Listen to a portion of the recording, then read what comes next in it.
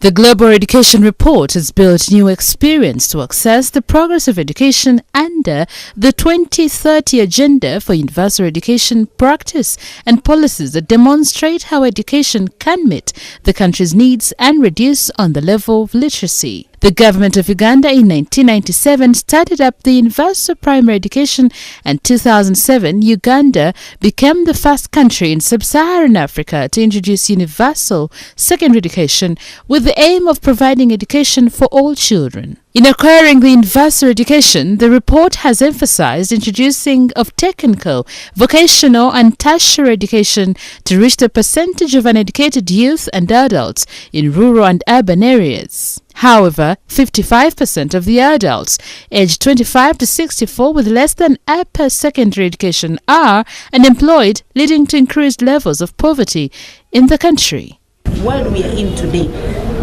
is a world that is moving at a very terrific speed, and of course if you are not educated you cannot fit anywhere.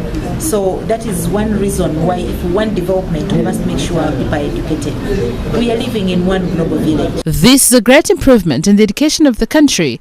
However, all parents and children should use the universal education to eliminate illiteracy among people of the country. The government has put up UPE and USE, Universal Primary Education for all, because we know very well that there are some children or some parents who do not afford money of private schools.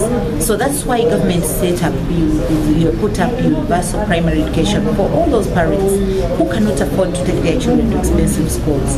And government is providing for almost everything. In fighting illiteracy, there is need to balance education-related activities that can improve the social substantial inequality in education distribution of teachers, infrastructure within the rural and urban areas of the country. 82% of the Ugandan teachers have the minimum qualification required to teach in pre-primary education, 93% in primary and 88% in the secondary education, which shows a great improvement in the education of the country. Marginalized, those we are seeing that are really disadvantaged gets to be assisted by education. We shouldn't see scholarships, bursaries or any education assistance going to those who already have.